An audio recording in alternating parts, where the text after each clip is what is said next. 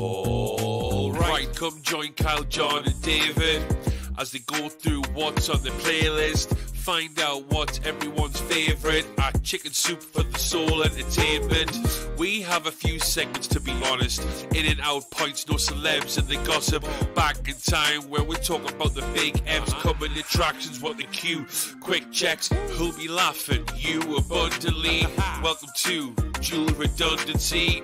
Yes, welcome to Dual Redundancy, the only podcast where you can hear all latest in television and entertainment news with too many hosts with exactly the same opinions. I'm one of those hosts, David Allen, and another one is John Berwick, and a third one is Kyle Bridger. I would say that I am the Targaryen to John's, the Valerian to Dave's High Tower. Wow. I thought you were going to give me King Viserys and just I'd be like a dead body, a decrepit old man. Yeah. How did that guy stay alive for that long? We're gonna go through it, but man, every week it just was like I was even expecting after his moment in episode 7. I'm like, he's gonna be coming back. He's gonna be back next week, hobbling in. Hey, how's everyone doing? All right, well, here we are. Yes, we're gonna be talking about the finale. Season 1 of House of the Dragon. We also have 3 new trailers to talk about and coming attractions. I'm going to do a real and spectacular. And we also have this first segment. And John, help me out. What is it? In and out points. In, order out. In, order out. In, out. Yes, it is in and out points. Just one this week. And it involves friend of the pod, James Corden. 1 week ago today, Keith McNally, the owner of Balthazar in New York City, slammed Corden in this statement. But here we go. Quote, James Corden is a hugely gifted comedian, but a tiny cretin of a man and the most abusive customer to my Balthazar server since the restaurant opened 25 years ago. I don't often 86 a customer. Today, I 86 Corden. It did not make me laugh. And allegedly, these incidents at this restaurant happened twice to different servers, once in June and once in October. And I have these instances. We can run through them and then discuss this ban. One instance, Corden claimed he found a hair in his food, and only after he finished his main course, he alerted the staff and said, quote, get us another round of drinks this second, and also take care of all of our drinks so far. This way, I won't write any nasty reviews in Yelp or anything like that. The other instance was Corden's wife requested an egg yolk omelet with a side salad. Minutes later, when a bit of the egg white mixed with the egg yolk, it was sent back, and they remade it, only to unfortunately be sent back with home fries. And he yelled at the server, you can't do your job. You can't do your job. Maybe I should go into the kitchen and cook the omelet myself. Since when do these servers cook the food, huh? He screwed up. They should have known to bring back the side salad. But Kyle, I know you have a lot to say about this here. James Corden, this ban. Who would have thought? I mean, wasn't this stuff happening with James Corden like last year? I feel like it's a revolving door with him. He's just... It's almost like there's many incidents you could look up about him and his behavior. Is anyone surprised by this at all? I mean... it's just crazy that I think this is like the first one to really like puncture through, and like the internet really took a hold of this finally. This was the straw that broke the camel's back.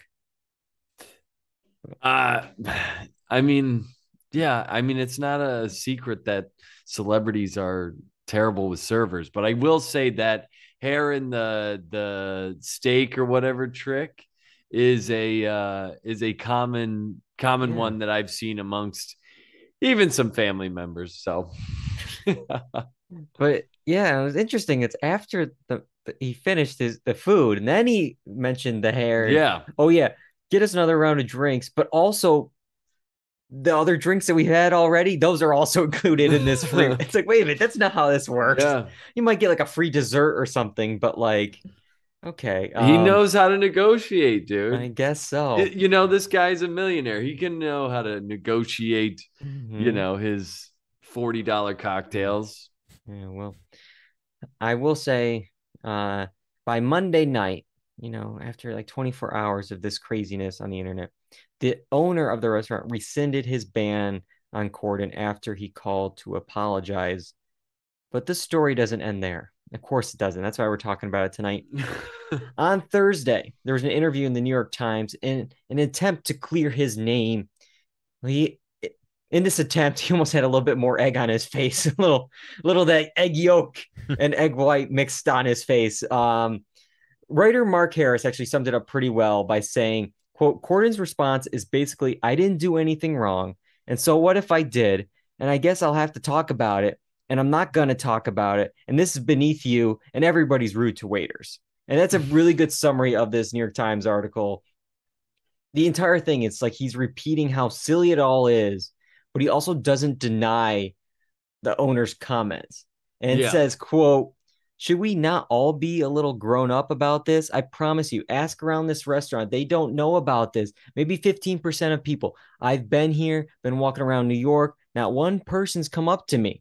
We're dealing in two worlds here. Okay, fine. That may be true, but that doesn't excuse the rude behavior to those waiters. Just because no one's really talking about it, the other 85% of the people, according to him, doesn't mean it's still not wrong. Yeah.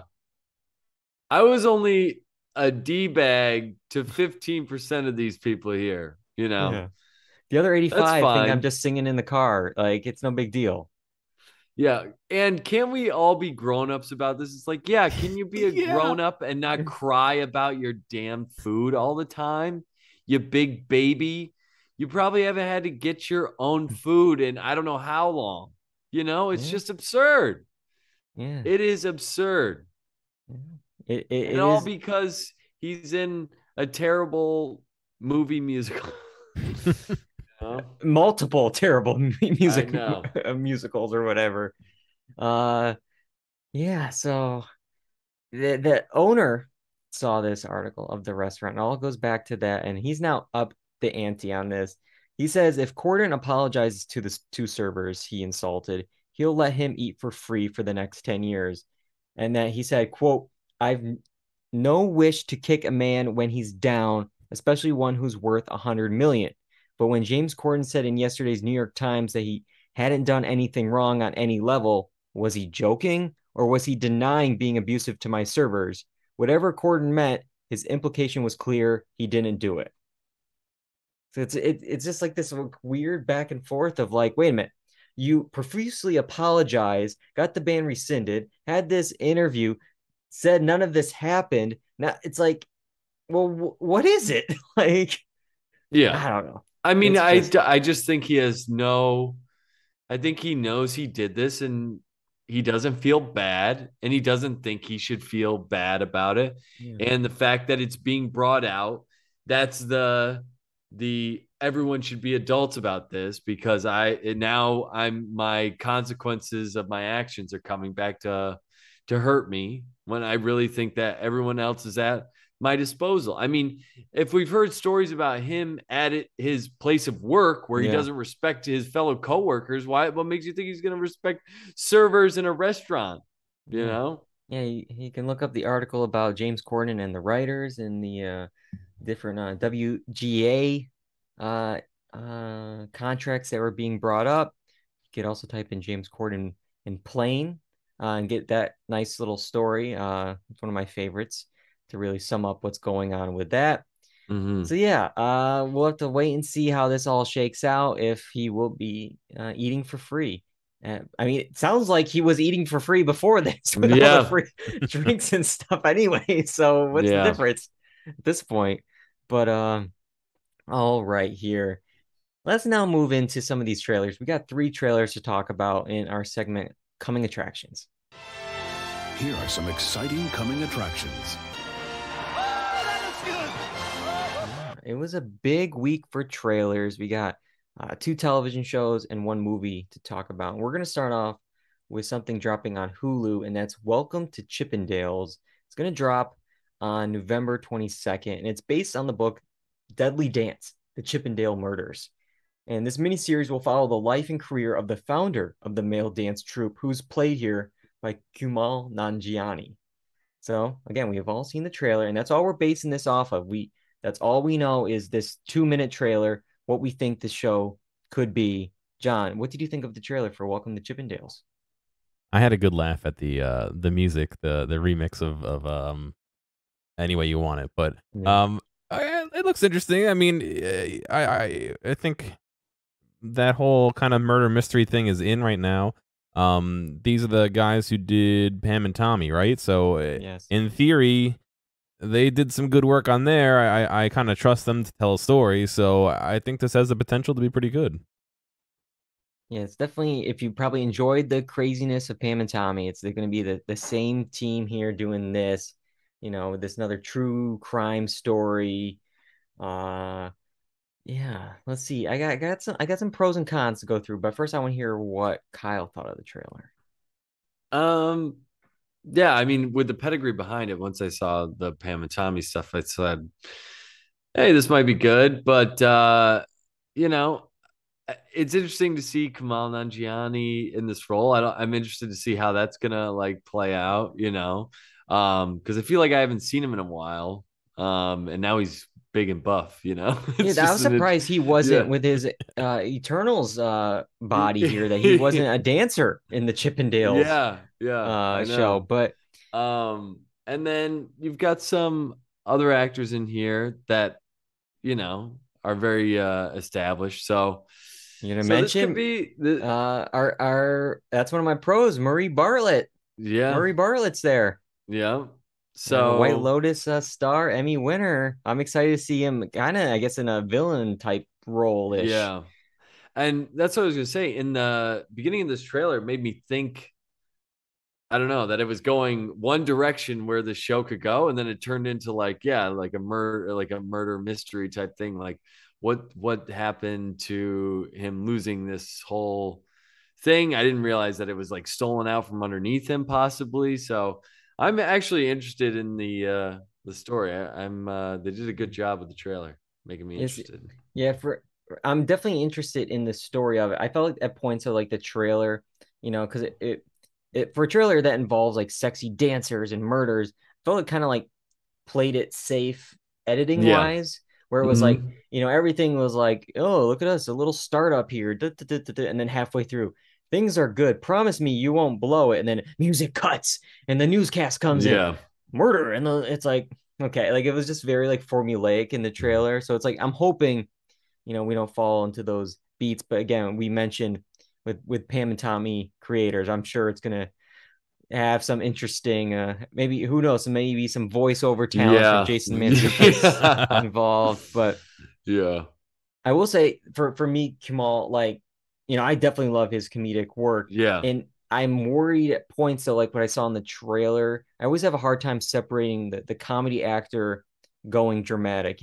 Even Steve Carell in The Patient at times, anytime his voice gets high or starts yelling, all I think of, for Steve Carell, loud noises, Yeah. And so it's with this, or there's points where he's yelling in the trailer and I'm this an SNL bit? I can't, sometimes I have a hard time differentiating it. But again, I'm watching a trailer, a little 10-second clip. I don't know the context of the scene, so I gotta wait.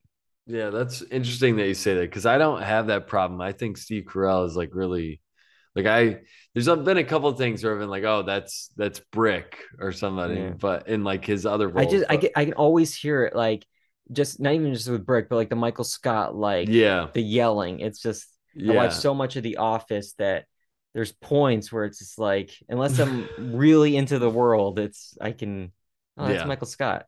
Yeah. But I get that. All right. So it sounds like we're all going to maybe check out Chippendales when it comes out around Thanksgiving time. So that's something to, watch with the family around the table. I was going to say, that'd be something to say to your family over Thanksgiving. Yeah, I'm going to watch some Chippendales. Yeah. Like, what? Yeah, I mean the Hulu, the Disney thing. You got the kids that are we're hoping to put on what's the Chippendale Rescue Rangers movie that came out. Chip, and it autofills up. Here you go. Whoops, the wrong one on the Hulu. All right, but now let's move over to Netflix with our other TV series we're going to talk about, and that's The Crown, season 5. That's going to drop on November 9th, and this follows the reign of Queen Elizabeth II. Now we're in the 1990s, and what's interesting with this season, it's going to be the first season to actually air post the deaths of Prince Philip and Queen Elizabeth II. So it'll be interesting to see if any of that works in there. Because like when I was watching this trailer, I feel like they were definitely kind of in a way playing into that and all the recent drama. It was just like the royal family is in crisis, and like just it was like, okay, I see what you're doing, Netflix, right now with the timing of this. But I know, Kyle, you're the I think I can't remember if you kept up with it, but I'm pretty sure Yeah. you're all caught up with The Crown. Are you ready for season Yeah. 5? Yeah. I mean, I've seen all the seasons. Could I remember everything that happened? No, but sure. Yeah, I'm all caught up. And I mean, I enjoyed that. It always has great production quality. I think that's what you can always count on with The Crown, and some great performances as well. Some great directing moments. As far as like the story goes, it can be a slog. I'm interested in learning more about the 90s because this is stuff that I heard about, but not necessarily was in it because, I was a kid, so I didn't know all the details. Like, I don't know how the paparazzi thing happened with Princess Diana or anything like that. So it'll be interesting to hear those stories. But I will say, I mentioned this to you when I saw the trailer. It's like, I'm pretty sure 2 lines of dialogue that were quoted in the trailer was something very similar to a conversation that Princess Diana was having in season 4. So it's just like, we get it. She's trapped. Yeah. It's a terrible thing. Are we going to just have like 3 or 4 episodes going back and forth? Like, oh, you can't leave. And she's like, I want to leave. And I don't know the timing of this because like when I was looking things up just to get the time period of when this season is, I don't know if this is a light spoiler, I guess, for season 6, but like I don't know if we're actually going to handle the events of the paparazzi and Diana and everything going on until season 6. That's what at least I saw in a Deadline article. So we might not. It might be a full season of what you were just saying, Kyle, of her feeling trapped there. Watching the beginning of the trailer, at first I'm like, did I click the Game of Thrones trailer? The castle's on fire. There's like this dark, rubble, and I'm like, is this The Crown? Like, did I hit Game of Thrones by accident? But John, now I know you've probably seen a couple of episodes for the podcast. Do you watch The Crown? Are you caught up with it? Are you?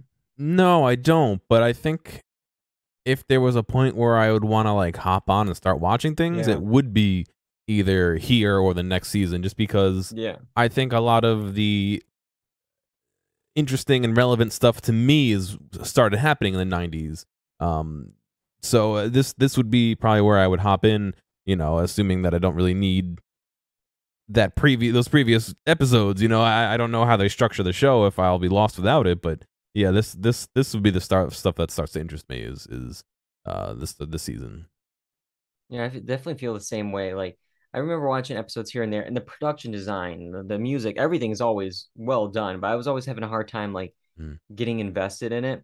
But now that as you guys were saying, it's like, okay, I can recognize the people and the places and the stories a little bit here. It might work. And one thing we should also mention is this is another season where they're going to do the kind of the new folks taking over some of the roles that have been played by other actors, whether it was like Claire Foy or Olivia Colman playing the Queen here. We have Dolores Umbridge from I Harry was just Potter about to say Dolores Umbridge. over. That's who I can't see in any other character, man. Yeah. It's Queen Elizabeth. You have Elizabeth Debicki as Princess Diana. I felt like the trailer was very like heavy on her. There were so many like trailer moments of like the same thing of like the classic Diana, like looking down, eyes opening as she's looking up. Like that's like very like specific, I feel like to her. But what do you think? I mean, again, we haven't seen much, Kyle, but you at least can see what they look like with the makeup and the wigs and all that stuff. What do you think of the new cast taking over some of these roles so far? I mean, yeah, I mean, they always do a good job production wise, but like I said, I can't see Dolores Umbridge as anything other than Dolores Umbridge. It's hard for me to get out of that. But yeah, I mean, I'm excited to see what they do. As far as going with Princess Diana, how could you not? I mean, the how everyone puts it is like the world was obsessed with her. So you got to imagine that that's going to be a bulk of whatever's going on, and then you have like the affair and Camilla Parker Bowles and all that stuff still happening, and it'll be interesting. What's gonna take me a moment to get used to was I think Dominic West is playing Prince Charles, right? And he has such a more like bigger presence than almost the last guy did. Not that the last guy was bad. In fact, he's probably more in tune with the king that we know now, but like Dominic West seems like he has a presence to him, and that I don't know is more than the actual king right now. You know what I'm saying? No, definitely. Yeah, I'm gonna be interested because like I can't remember the original plan of like how far the series was gonna go. I feel like it was supposed to be just to like season 6 or maybe it was season 5, and then we got a little bit more story with this. I'm sure Netflix would want to keep it going no matter what. But now that we kind of, in real life know the end of Queen Elizabeth II, it's like, are they gonna at least go up to that point somehow? Are we gonna get Meghan Markle and all the other current day stuff? I mean, they really could, but that seems almost like too close, real, too recent. Yeah, too recent, because I mean, how do you put that stuff into perspective with the time, and like, is it gonna make Harry and Meghan I just feel upset? like now you just like have like the story. I mean, the crown is about Queen Elizabeth II, her entire reign, and at the very least there has to be a scene or at least something at the end. Jump forward 2022. If we're just hitting the 90s, they probably have 3 years before they get up to that point, unless they skip over a lot. No, so maybe by that point things will be a little bit different in the atmosphere, and you know what I mean. Like maybe it's true. It won't feel quite as recent. Yeah. Well, one thing Netflix is doing is there's been talks for a while that Netflix should like put a disclaimer on the series. And for the first time, I saw like complaints from like Judi Dench of all people calling for a disclaimer that now the trailer descriptions now start off with a disclaimer, and it's a quote, inspired by real events. This fictional dramatization tells the story of Queen Elizabeth II and the political and personal events that shaped her reign. It's like they have to make it clear, like this is fictional. This is all, just inspired by real events. Yeah. But yeah, it's just interesting that like finally now, and I don't know if it's just like the timing with everything going on in real life that they want to make it clear, but for the longest time they're like, no, we're not putting a disclaimer on it, and now they're starting to do it. But it is interesting some of the stories that they have in there are history that I didn't even know about, and I just saw recently something that I saw from The Crown.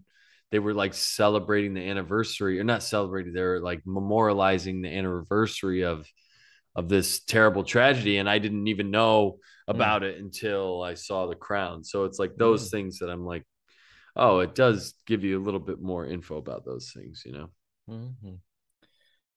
All right, let's go to a movie now. This is our last trailer of the night. We're going to talk about Creed 3. It's actually going to drop on 3/3/23, March 3rd next year. It's set 5 years after Creed 2, and after dominating the boxing world, Adonis Creed has been thriving in both his career and family life. However, when a childhood friend, former boxing prodigy Dame Anderson, resurfaces after serving a long sentence in prison, he is eager to prove that he deserves his shot in the ring. All right, Creed 3. Kyle, start me off. I remember, I think we probably seen Creed 1 or maybe even Creed 2. It was one of those films in theaters Yeah. together. I think we remember, at least I definitely remember enjoying Creed 1. I can't remember much Yeah. about Creed 2. Are you ready for Creed 3?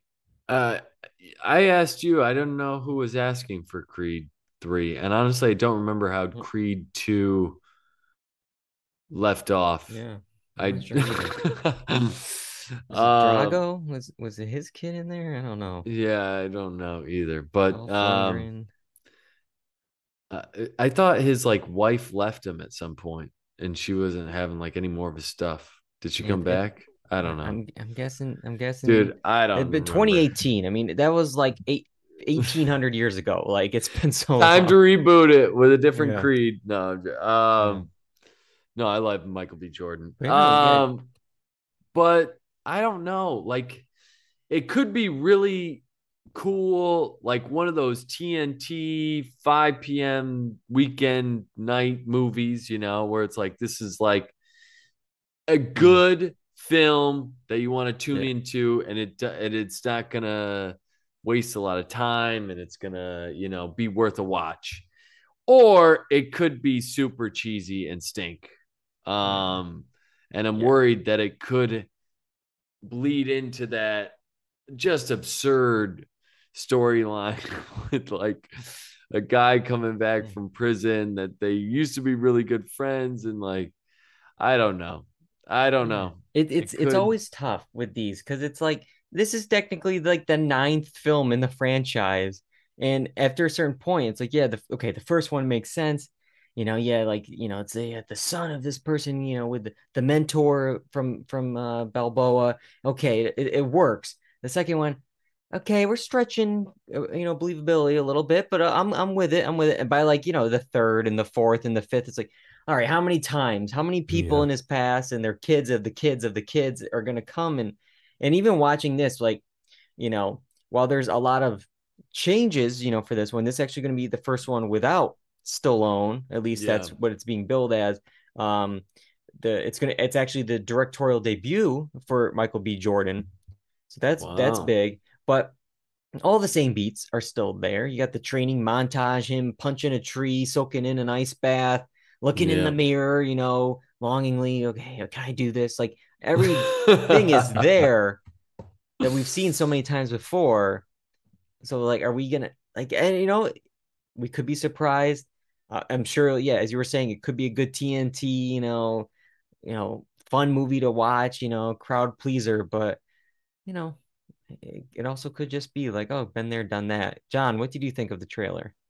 Yeah, I mean, I enjoyed the first two. I don't know if I am going to be running out to go see this one, but I'd be interested in giving it a watch. I think probably what would be best is to rewatch the first two to kind of get some more context. I think it's been, what, 5 or 6 years since the two came out? Probably longer than that. It was 2018 for Creed 2, and all right, so 4 years. Creed 1 was 2015. I mean, yeah, so it's been a while. So I don't know.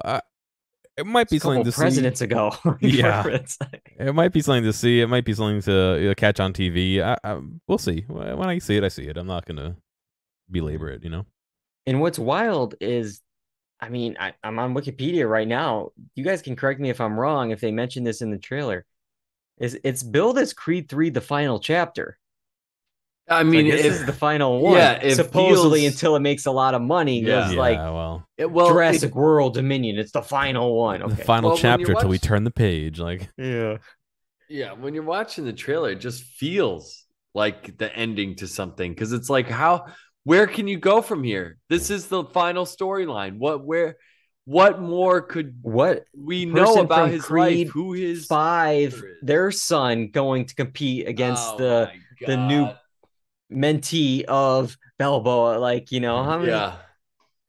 Maybe, and then we'll get his kid is, you know, Creed's kid is going to come and be like, no, I gotta take you on now. Yeah. Or the kid of the prison friend. Yeah. Meets the kid of Creed. Yeah. And they're like, that could be the next spin-off. Had beef. Speaking of him, that's Jonathan Majors, and he's gonna have a crazy year. Whether, you know, between he's in the new AntMan, I believe, a bunch of different projects he's gonna be in, And even though he's like, I guess, quote unquote, the villain of this, I've been already seeing a lot of people online pretty much saying we're rooting for him. He's just because he's so charismatic. Between this fight, between today, the Ant-Man trailer came out, and everyone's like, sorry, Ant-Man, you had a good run, but I'm going with him. Like, have you seen him? So it's just like, I don't know. It's going to be a tough matchup. I mean, both are very charismatic dudes, but like Jonathan Majors may have the upper hand here. I mean, he definitely looks super ripped. Yeah. That's for sure. I'll tell you that. But he's great. He was great in Lovecraft Country. Yeah. It's definitely having a huge career coming up. Definitely for him. But all right. That's it for our trailers. We have to talk about a show that just wrapped up on HBO. In order to talk about it, we have to go back. So, guys, send us back. Back in time.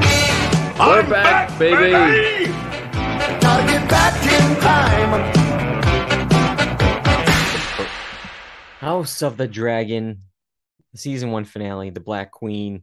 It aired last night, October 23rd. Of course, we're going to talk about the finale, so spoilers are ahead. And also, we're going to really kind of talk about the season as a whole, because we only talked about the premiere so far for House of the Dragon. And based on the parts of the novel Fire and Blood, this series is set about 200 years before the events of Game of Thrones and 172 years before Daenerys Targaryen, the descendant of the royal house. Basically, it's HBO Succession, but with dragons. Mm-hmm. That's the best way to sum this up here. Yeah. I definitely have some thoughts on the season as a whole, but before I get there, let's start off with John. Let's talk about the season first, and then we'll talk about the finale a little bit better. But what did you think of this first season of this spinoff? Yeah, it was good, I guess. I mean, I don't think it was bad. I don't think it was really anything crazy. I think for me, it was a little bit easier to follow than the original Game of Thrones, just because there's less stakes, not stakes, less stakeholders, less people to like really think about. That was one of my biggest things, is not reading the books. They always throw out all these names, and I'm like, who are these guys? The Tullys, what? Oh, I don't know. What are they? Are they north, south? Who do they align with? Like, I find that kind of hard to follow. So it feels like there was less of that in here, and it was a bit easier to follow in that regard. I don't think I'm quite a fan of the flash forwards and the cast changes. We're gonna be definitely diving into that. That was very hard for me to follow until I especially the episodes where it happened. I was like, oh, who's this? And then it's like, wait, but they're them. That a little confusing, but otherwise it wasn't bad. I mean, I still watched it. I watched it. I'm sure we'll get another season, and we'll watch that too. So there's worse things to watch on TV, I guess.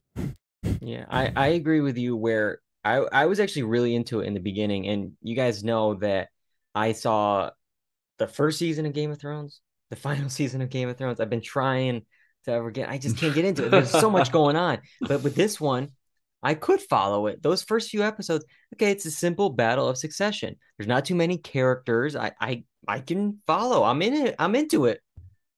And then the time jump started, and then every week we are now recasting characters that have the same name as everybody else. Plus, they're all related, so they all look like everybody else. And it's just like, who are all these people? And I got so confused. And so throughout the night, you guys are going to probably have to correct me on names and storylines and stuff. But I think overall, I think like John, I'm into it. I definitely was, I think, higher in the beginning, like with maybe the promise of it, and then those time jumps really kind of just lost me a bit. But now that we're setting up, hopefully, for season 2, and we are where we are now, okay, we're at where we're at. Table is set. Let's eat.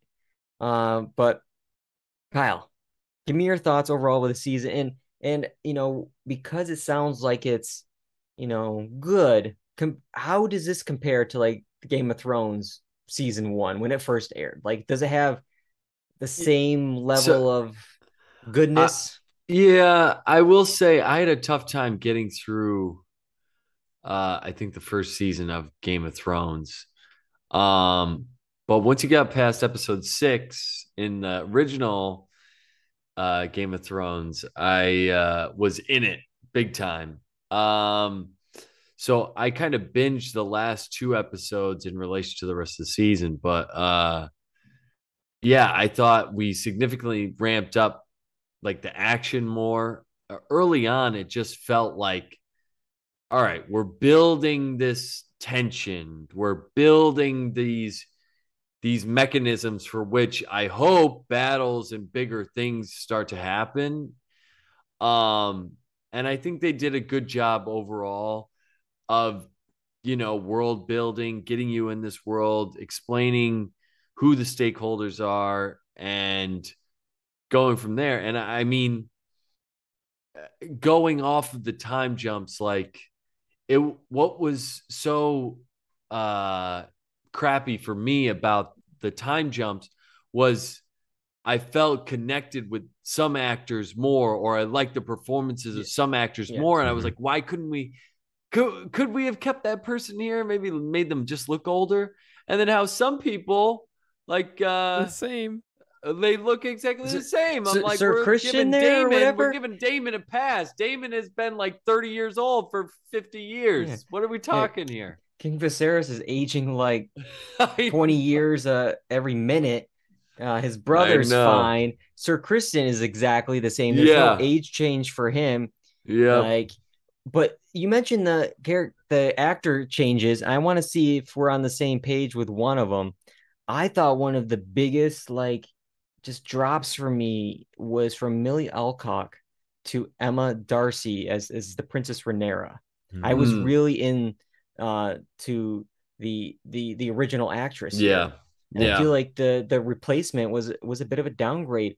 And I just feel like it's like very lifeless, muted performance for me when Millie just gave such a an energetic, I don't know, just captivating performance. And that's like one of the main things. I'm like, oh, she's our lead now. Yeah. I think the other actress, I'm forgetting her name for the queen. What's her name? Is it Cook? Forgetting. Anyone know off the actress Cook? Olivia Cook. I think that was, I'm good with that not upgrade, but that change. Yeah. But I just think I'm kind of let down by this change between Millie and Emma. Yeah, no, I totally agree with you. And I'm fine with the Queen. The Queen felt seamless. Mm-hmm. Yeah. Mm-hmm.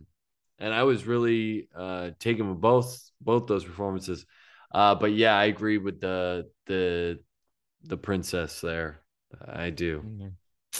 I do agree. So it's just weird. Some changed, others completely exactly the same, and they didn't even age him up. Going back to Sir Christian, it's he looks exactly the same. Yeah, he does. Get any gray hair? Exactly the same look. And it's just funny too, because I love how he was ready to pretty much give up everything to die for sleeping with the princess back in the day. But then throughout some time jump, without explanation, switch sides, hates her children, everything about her. Get rid. It's just wait a minute. I would have maybe liked to have seen some of this info that we just are jumping over. Well, wasn't the main thing was he asked her to go away and she said, no, I can't do that. And so he thinks that she's selfish, and he mentioned that to the Queen. And that was and it. So That's he's just in his own ego. Yeah. But one of the things I want to talk about just overall, and then we'll get to the finale, was there's a lot of talk of obviously CGI in these big budget shows. And for me, we got to talk about the dragons. I think they're fine in the wider shots, but for me, the close-ups of them riding the dragons, not one of them looks real to me. Agreed. Not a single one. It's almost like they're it's just it's because you're almost picturing them on a horse, on a horse saddle, but because the dragons are so much bigger than a horse, it's oversized, so the proportions never look right.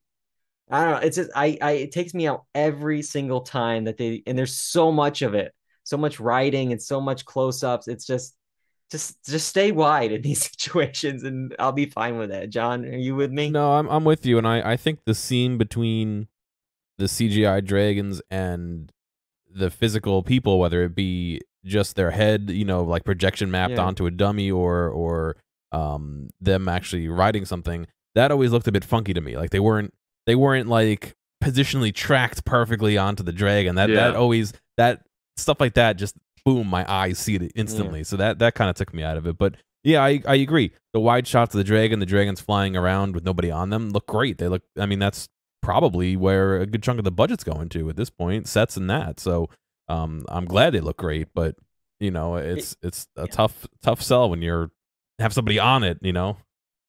It's wild how much this show is like green screened and stuff, because like they'll post on Instagram like the next day, like the big scene when the new king is being crowned.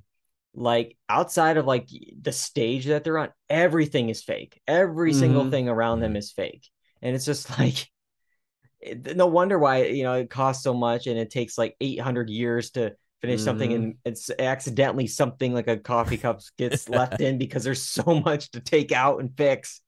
But yeah, but I don't know, maybe with these like effects, they're like, there's a lot like trying to hide it, because there's been a lot of talk about how dark everything is, or how many scenes are in the how many scenes are in the rain, or like just smoke and just the hiding stuff. And I was able to see a lot of the stuff even on my like so TV, but I do understand, and I could see the complaints of like, I think it was in episode 7, and there's like a scene of our princess in Damon on like the beach, and eagle-eyed viewers figured out that like some of the promo stills that were released were this scene, and those were all during the day. But then these scenes were now it clearly looked CGI night. To me, when I saw it, I'm like, this is way too much light. This looks like they CGI darkness over them. Too much detail, and like you can see everything perfectly in focus and all. Yeah, it's weird. It's a little bit weird. Yeah, and like, because like Nope like did this like, but much better. Yeah, like they shot day for night in the movie Nope, so you get that quality and to be able to see far away and stuff. But this just did not work at all. Yeah. And then we had that one scene with AntMan, I think, going to find the Vagar or whatever, and that was completely black. I couldn't. That was hard. He was like I literally couldn't see. It was just an outline of black, and I'm like, wait, what is happening? You always see like the articles with the shorters. Well, we're doing it, in this quality. So because with a movie theater, it's like, okay, it's a certain level of technical specifications here. But for TVs, they're going up millions of different TVs with all different quality, and it's like, well, just make it standard then, like. Yeah, and HDR and all that complicates things a lot, because like HDR probably looks a lot better, but not everyone's doing HDR stuff, so it really complicates things. But it's an issue, because like HBO Max like had this like stock response ready to go after that episode, and like if everyone was like complaining about it, and it was like the same, like, we appreciate you reaching out about the night scene in House of the Dragon episode 7. It was appearing dark on your screen. Well, the dim lighting of this scene was an intentional creative decision. It's like, oh my God. All right, Mr. Nolan, thanks. Yeah. I'll go watch this on my Game Boy. Yeah. I'll see if it's any better. But yeah.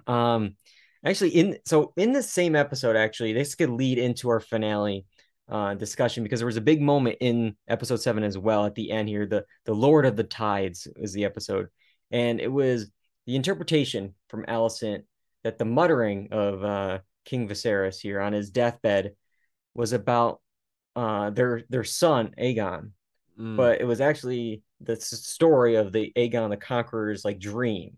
So there's a little bit of miscommunication here, which will set into everything that we're going to get probably for the rest of the series, of who is the rightful heir to the throne here. And before we get to that specific thing, I want to talk about King Viserys and just the old man that he is here. Yeah. This was like, each week it was almost comical that you're like, okay, because they kept doing these time jumps, and I'm like, all right, he must have died during this 10-year time jump, and then he comes.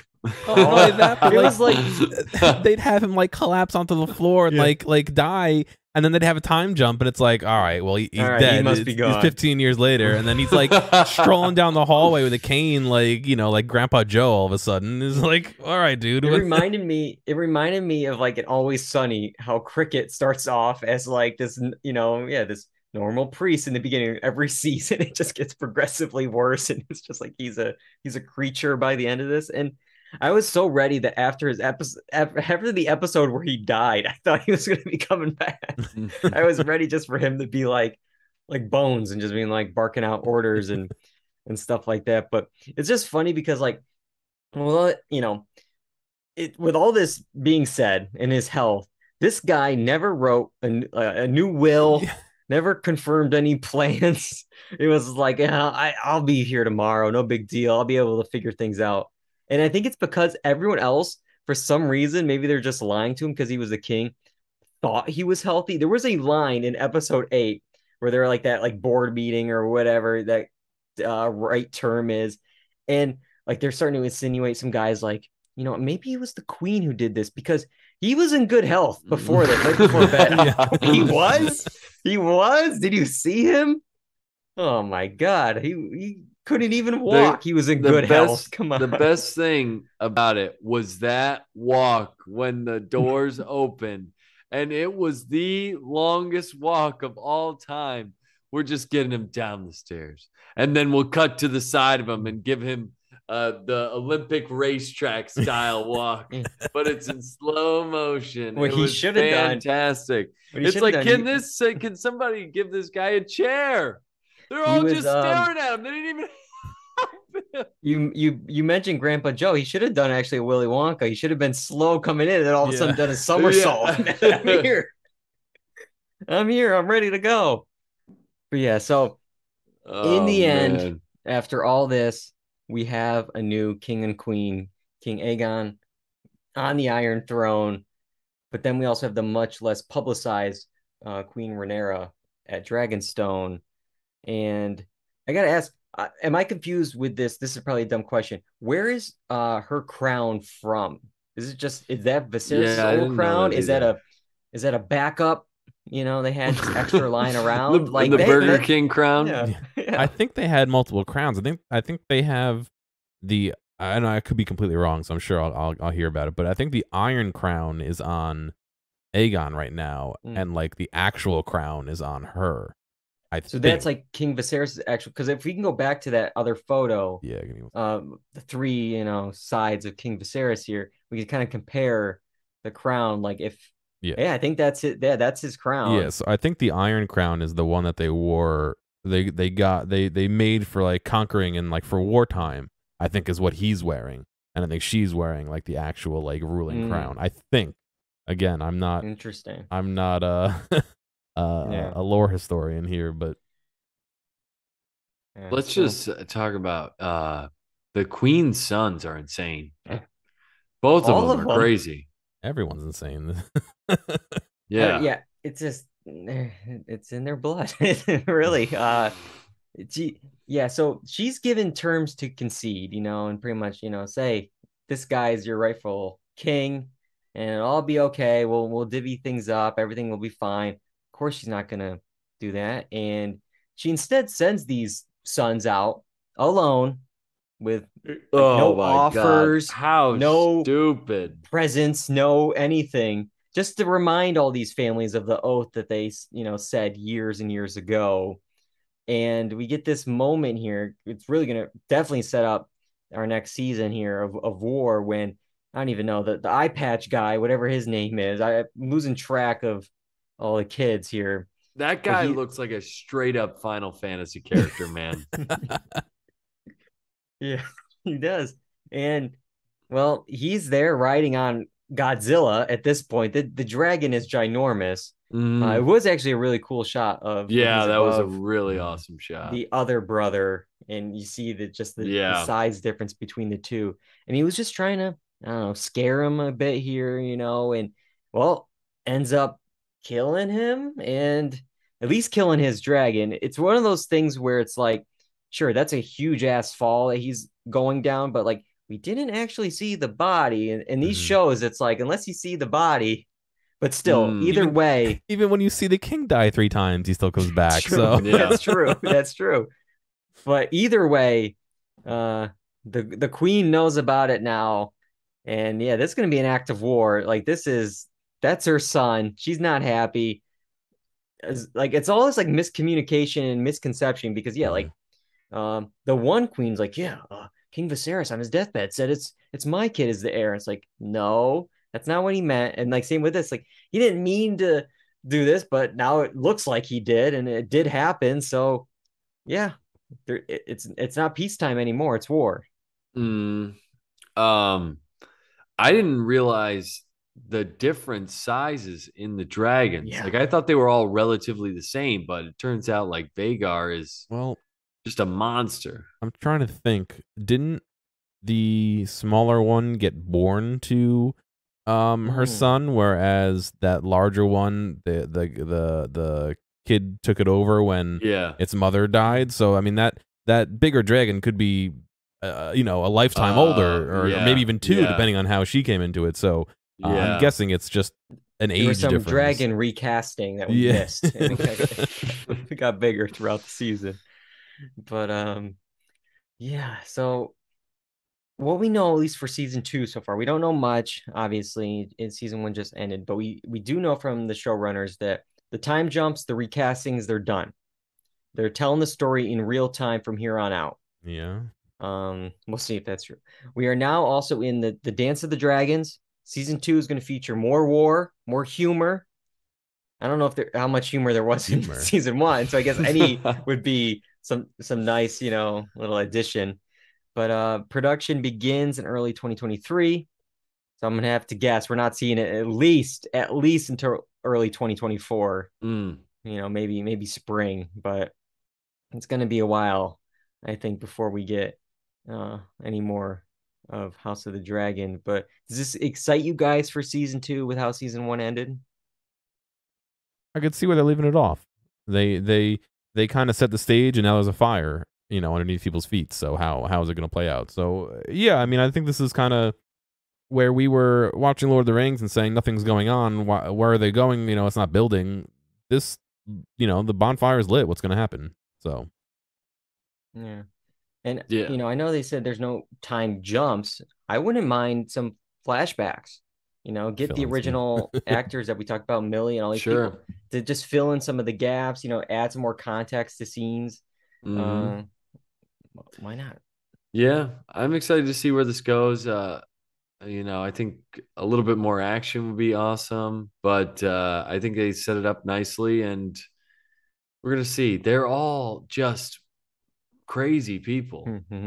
There's one character that's like a little too on the nose for me.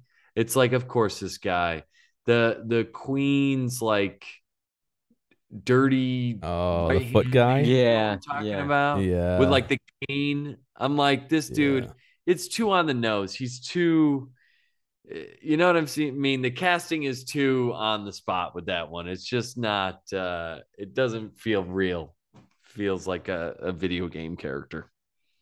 I hear you. One last thing I want to bring up, because we didn't get to talk about because it wasn't in the premiere. It's the opening credits. I want to get your thoughts on the opening credits because they made a choice. It's the same song from Game of Thrones. It's a similar style. Instead of maps, we got this kind of bloody, waterway going on. Thoughts on that, John? I mean, it was kind of weird having the same music, because that's like to me the Game of Thrones theme, not House of the Dragons. I know, like, when it starts, like, the subtitles say epic theme playing, so it's not even like they're not even saying like the Game of Thrones theme is playing. But so that was a little bit weird. It would have been nice to have had something maybe similar and the same, like, catchy and something that's gonna be as big but not exactly the same. But as far as the like tabletop kind of CGI stuff, I mean, it's cool.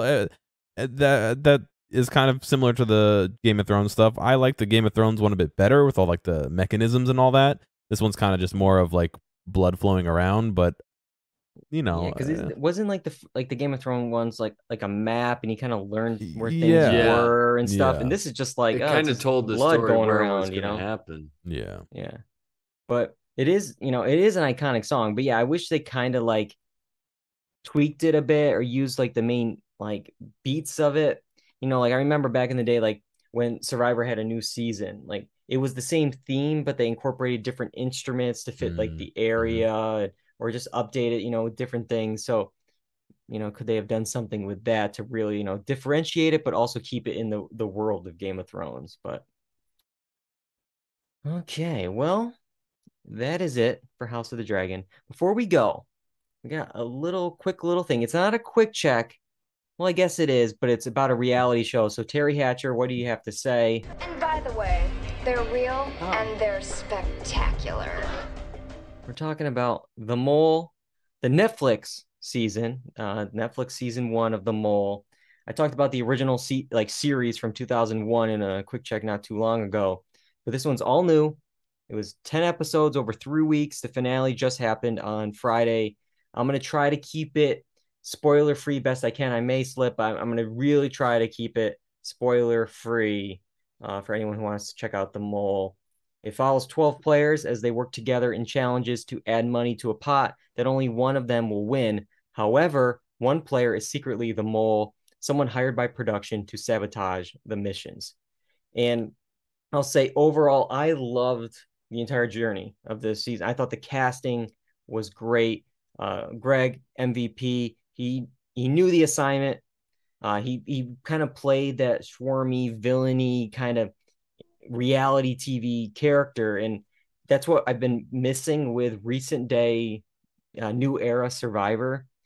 Survivor now has everyone is like an underdog with a story these days. There's not like a rootable villain, like the ones that you love to hate.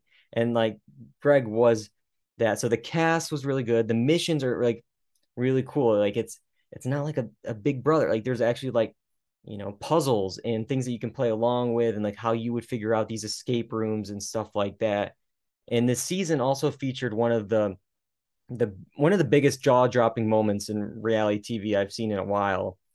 And you could bid on like this exemption card from elimination. But if you're right with a pick on something that happened in the game, the money that you like kind of bid on in this silent auction type thing comes from your prize pot of what you've earned so far. And the prize pot at this point was like $29,000. And like some of the bids from the players were like, yeah, 3,000, 4,000. And again, they don't know what other people are saying. And whoever has the highest, and if they're right, they'll get the exemption, but they lose the money. Then one comes in and they find out it was $25,000. And literally everyone was like, what? And like, please God, don't be right. Who'd you pick? And of course it was like, oh my God, yep, that's going to be correct. And yeah, they got the exemption, but now everyone hates you for losing all that money, and you lost your own money because you're not the mole because you're getting that because you're that person, but also you got the exemption card, and now your prize pot of 29,000 is like 4,000. Like all that work from 4 episodes is gone. But anyway, so it was a lot of fun leading up to the finale, and I feel like that's my like con here. I'll end with, I feel like the editors really dropped the ball on this season. There's 3-week episode batches, and by the end of week 2, we were like 95% sure we knew who the mole was. And by the first of the 2 final episodes, we were like 150% it's this person. There's no chance it's anyone else. And they don't even need to show us the montage of, post show of how they tricked us, because it was so blatantly obvious to us. And this is where I'm like, well, maybe it was just like, oh, the mole was bad at it. But then in the game, the players seemed to like, the mole was so underrated and sneaky. I mean, I never thought that. One player even worked side by side with the mole in the final 2 challenges, and they still didn't pick them for the win. It's like the other player who wasn't even with them, not even seeing the mole's behavior, somehow picked the mole over you. And it's just like, and the confessionals that we got with, because every player gets a confessional, even the mole, and it just felt very scripted and stilted, and everyone else felt like actual real players. And it's just wild because in the 2001 version of the mole, it was like almost impossible, at least maybe, for me to figure out like, yeah, who is it? Like, oh, could be that one, could be that one, could be that. This one, yep, it's that person. That's it.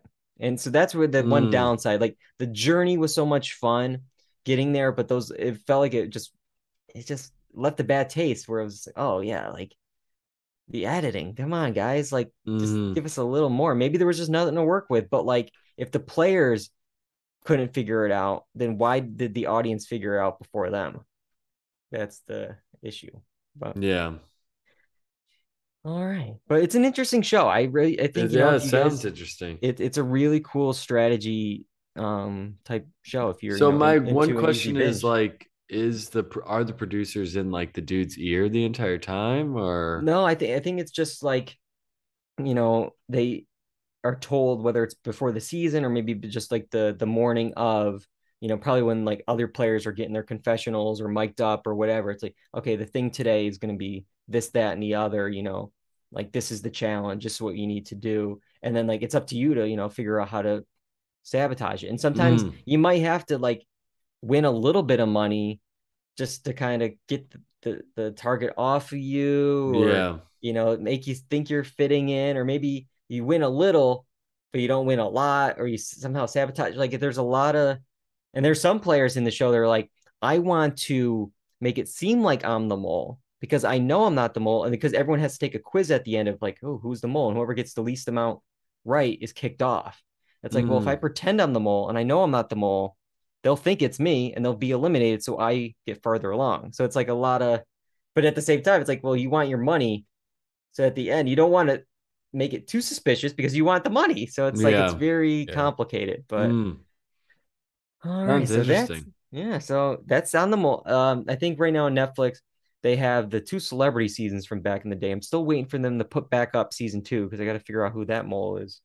But this new season, it was in the top 10. So I really hope, we get more seasons of the new Netflix mole.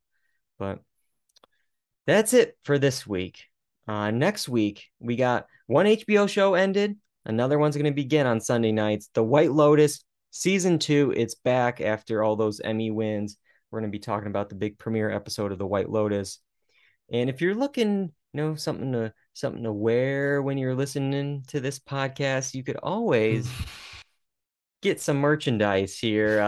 Gearomatic is hosting some new shirts in his store here. We might have some other stuff coming in a little bit here.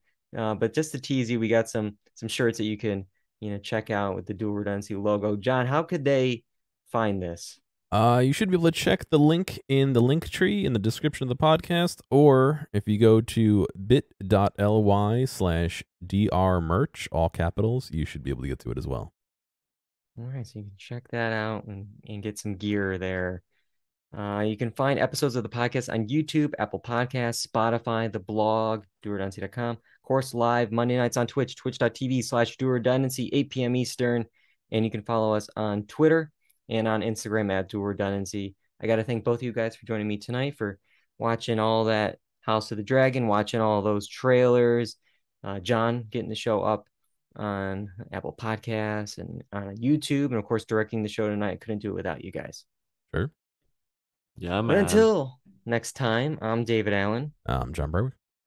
And I'm Kyle Bridger. And that's all we got for Dual Redundancy. Goodbye, everybody.